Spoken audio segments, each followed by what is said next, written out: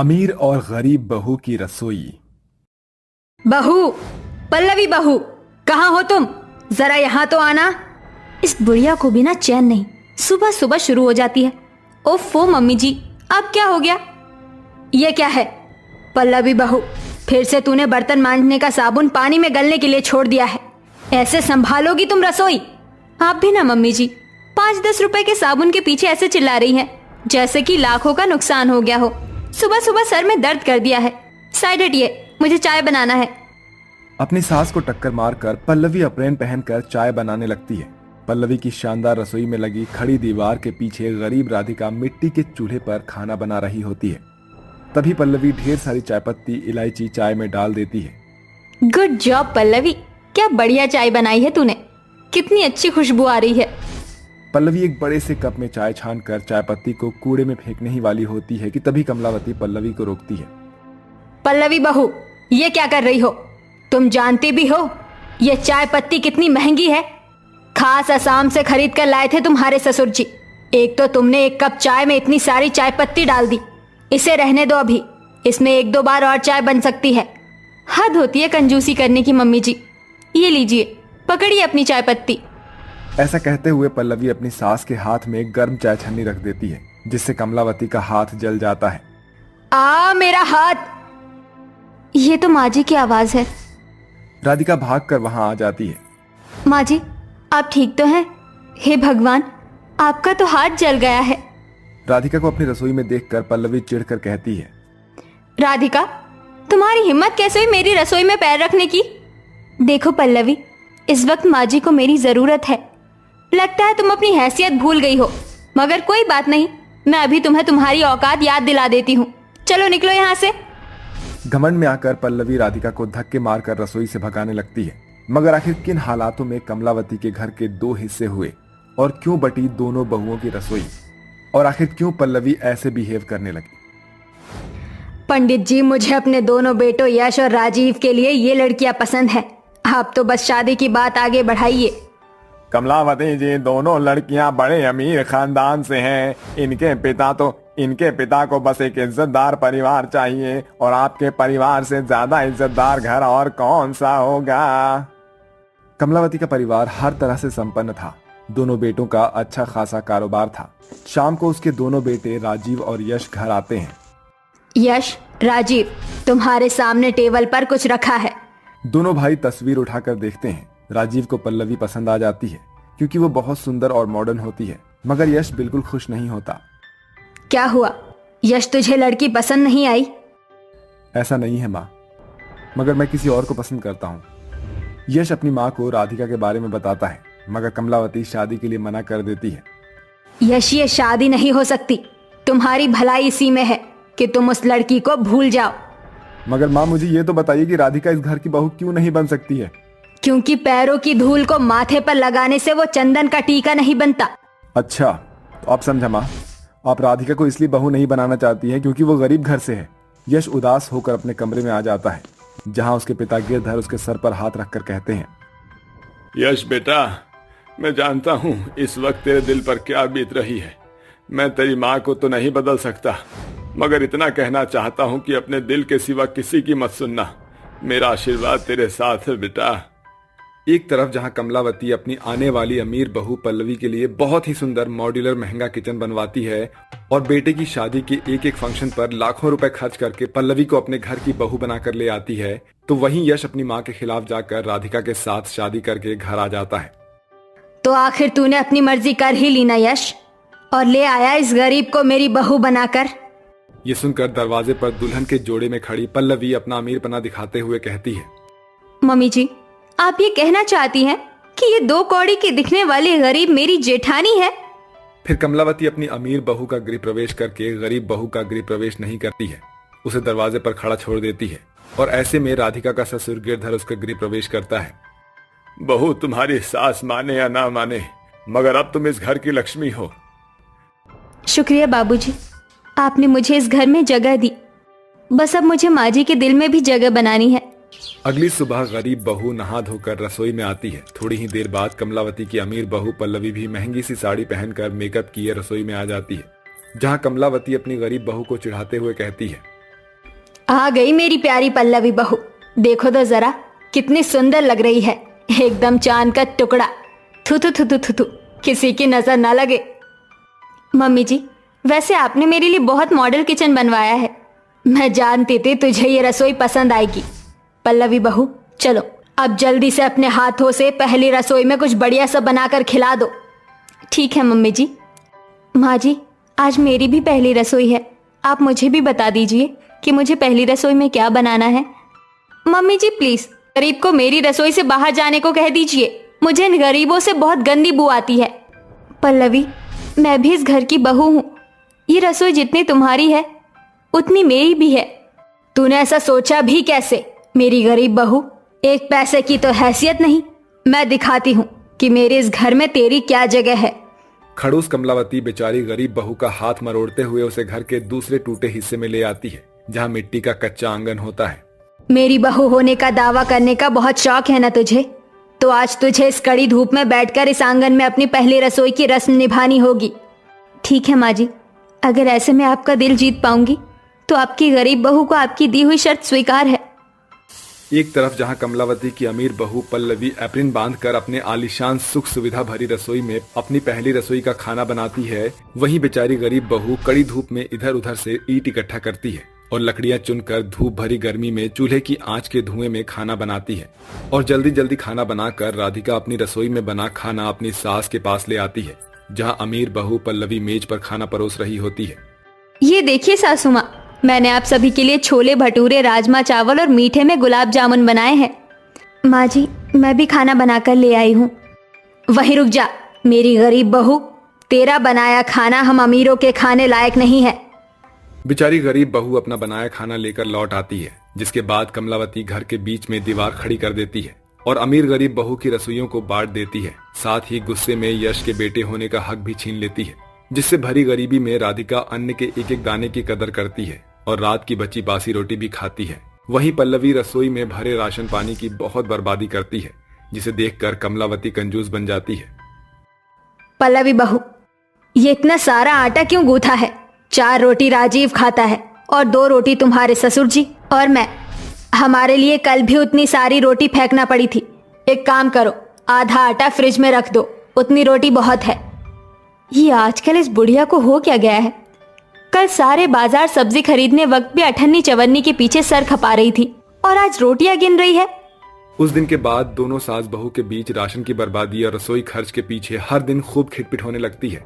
मगर आखिर किचन को लेकर ये कलेश ऐसे ही चलेगा या कमलावती लेगी कोई दूसरा फैसला? आइए कहानी के उस भाग में लौटते हैं। गुस्से में आकर कमलावती लोहे का डंडा लाकर रसोई के बीच खड़ी दीवार को तोड़ने लगती है। बस बहू, बस बहुत हो गया। ये गलती मेरी है जो मैंने ही अपनी अमीर और गरीब बहू के बीच में फर्क करके रसोई बांटी। मगर आज मुझे अपनी गलती का एहसास हो गया है। आखिरकार कमलावती अपनी भूल सुधार कर दीवार को ढा देती है। उसके इस फैसले से घर के सभी सदस्य खुश होते हैं, जिसके बाद कमलावती अपनी गरीब बहू का घर में गृह प्रवेश कराती है और रसोई में भी राधिका को बराबर का हक मिलता है। अब धीरे धीरे राधिका अपने प्यार भरे स्वभाव से पल्लवी के दिल में भी अपने लिए जगह बना लेती है। झुग्गी के बाहर एक टूटे फूटे नल में पानी भरने के लिए औरतों की भीड़ लगी हुई है।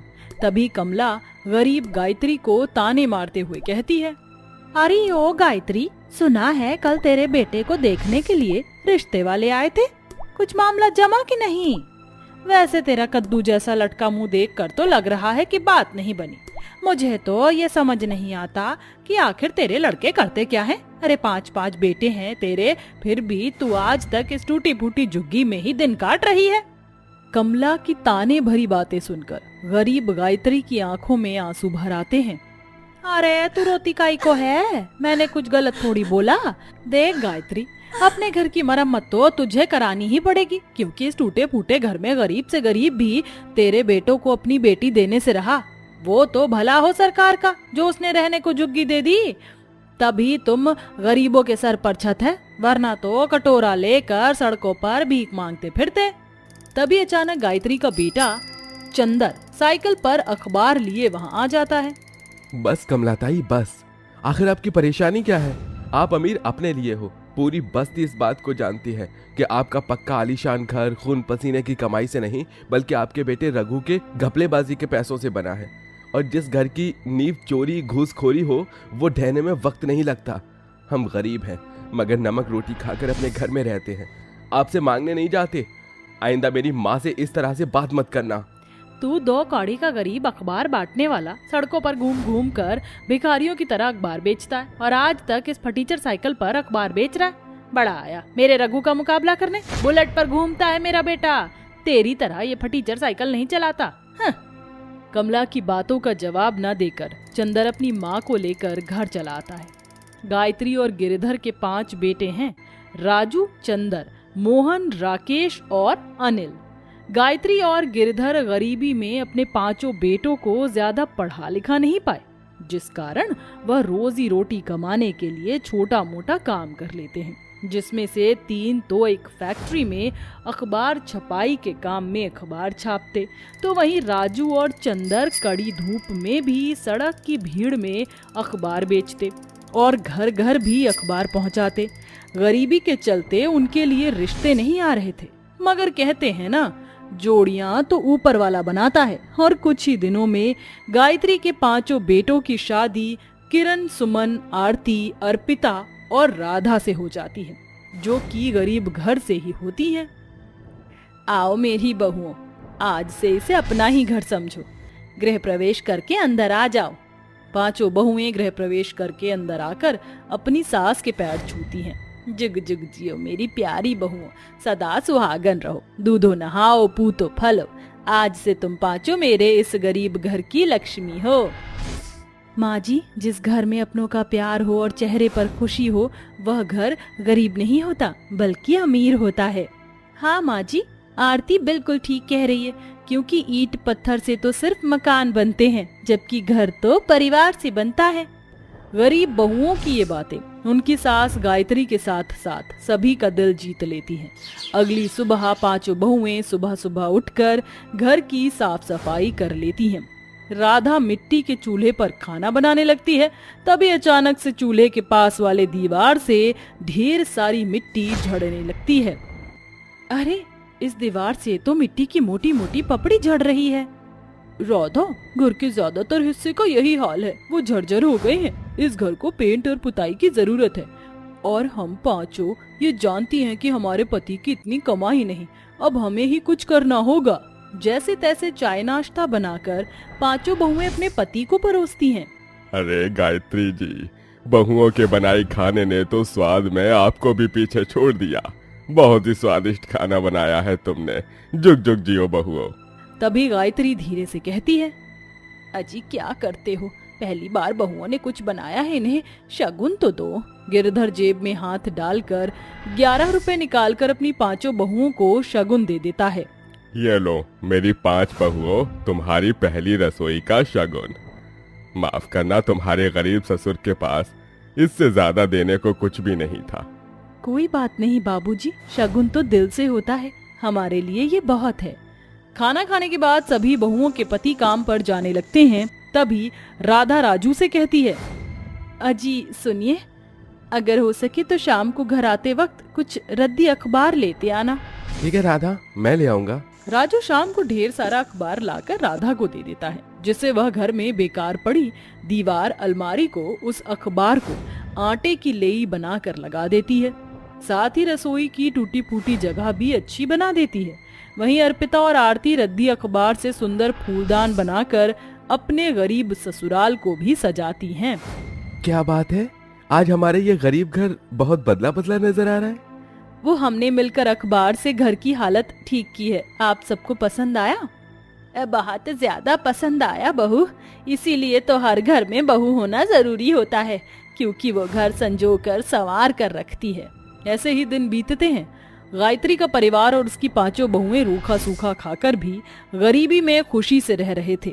वहीं अब गुजरते समय के साथ गायत्री की 5 बहुएं प्रेग्नेंट हो जाती हैं। लेकिन एक रात जब सभी सो रहे होते हैं, तभी बहुत जोरों से बारिश शुरू हो जाती है, जिस वजह से उनके मिट्टी के घर की छत जगह जगह से टपकने लगती है और बारिश का पानी उनके कच्चे घर में भरने लगता है। अरे ये गंगा जमुना कहाँ से बह रही है? अजी सुनते हो? उठो ना। अरे भगवान सोने दो। तभी घर की दीवारें हिलने डुलने लगती हैं और सभी उठकर जान बचाकर बाहर भागते हैं कि अचानक उनका घर ढह जाता है और भरी बारिश में सभी बेघर होकर सड़क पर आ जाते हैं। हे ऊपर वाले, ये तूने क्या किया? अरे क्या तुझे हमारे रूखा सूखा खाकर खुश रहने से भी दुख था, जो आज तूने हम गरीबों के सर से ये छत भी छीन ली? अरे थोड़ा तो तरस खा लेता। मेरी बहू एक गर्भवती है, वो माँ बनने वाली है। ऐसे हाल में कहाँ लेकर जाऊँ मैं उन्हें? माँ जी आप चिंता मत कीजिए, हमारा घर ही तो टूटा है, परिवार तो नहीं बिखरा। वो अभी साथ है तो हम घर भी बना लेंगे। मगर आरती भाभी, हम भाइयों के पास तो एक ईंट खरीदने के भी पैसे नहीं, तो घर कैसे बनेगा? देवर जी हम पांचों बहुएं अखबार से अपना ससुराल बनाएंगी। मगर ये कैसे होगा? अखबार पर बारिश के पानी की एक बूंद पड़ते ही वो भीगकर फट जाता है, तो घर कैसे बनेगा? राजू जी वो आप हम पर छोड़ दीजिए, बस कल आप सभी भाई फैक्ट्री से रद्दी अखबार लेकर आना। बस बेघर होकर रात भर पांचों बहुएं और उनका ससुराल सड़क पर ही रहता है। वहीं फैक्ट्री जाकर उनके पति ढेरों अखबार लेकर आते हैं। हम पांचों भाई अखबार तो लेकर आ गए हैं, अब आगे क्या करना है? जिस तरह पक्के घर को मजबूत बनाने के लिए पिल्लर बांधा जाता है, हमें भी वही करना है। पांचों के पति मजबूत मोटी लकड़ियां काट कर लाते हैं, जिससे गायत्री की पांचों प्रेग्नेंट बहुएं घर बनाना शुरू करती हैं। हमारे घर की ढही हुई ये मलबे की मिट्टी ही हमारे अखबार के ससुराल बनाने में सीमेंट का काम करेगी। पहले तो पांचों बहुएं लकड़ी से घर का ढांचा तैयार कर लेती हैं और मलबे की मिट्टी का गाढ़ा घोल उनके चारों ओर लगाती हैं और फिर वह गिल्ली मिट्टी लेई का काम करती है, जिसमें वह बड़ी ही आसानी से दीवारों के चारों तरफ अखबार लगाना शुरू करती हैं, जिससे उनका घर सुंदर लगने लगता है। दीवार तो खड़ी हो गई, मगर हम इन अखबारों से छत कैसे पक्की बना पाएंगे? मेरे पास एक रास्ता है, बस्ती के बाहर सड़क बनने का काम चल रहा है। हम वहाँ से थोड़ा बहुत तारकोल मांग कर ले आते हैं, उसे हम छत को मजबूत कर लेंगे ताकि फिर हमारा अखबार का बनाया हुआ घर भीगे नहीं। इसके लिए हम उसके चारों तरफ तिरपाल बांध देंगे। फिर वह पांचों तारकोल इकट्ठा करके छत बना लेती हैं और फिर उनके चारों तरफ मोटी तिरपाल बांध देती हैं। देखिए माँ जी, हमारे अखबार का ससुराल बनकर तैयार हो गया। चलिए घर के अंदर चलते हैं। सदा खुश रहो मेरी बहू, तुम पांचों बहुत मेहनती हो। आज तुम्हारे मेहनत से ही हमारे सर पर फिर से छत आ सकी है। इसके बाद पूरा परिवार घर के अंदर आ जाता है। वहीं पांचों बहुएं अपने हाथों के हुनर से अपने अखबार से बने ससुराल को सजाने के लिए तरह तरह के क्राफ्ट बनाती हैं और अब कितनी भी बारिश में उनका घर नहीं भीगता। जिसके बाद वह पांचों अखबार से सुंदर सुंदर क्राफ्ट बनाकर बाजार में बेचने लगती हैं और कमाए गए पैसे को पक्के घर के लिए बचाना शुरू कर देती हैं। वहीं अपने पतियों के पैसों से घर का खर्चा चलाकर भी वो थोड़े बहुत पैसे भी बचाती हैं, ताकि आगे फिर कभी उन्हें ऐसे दिन ना देखने पड़े।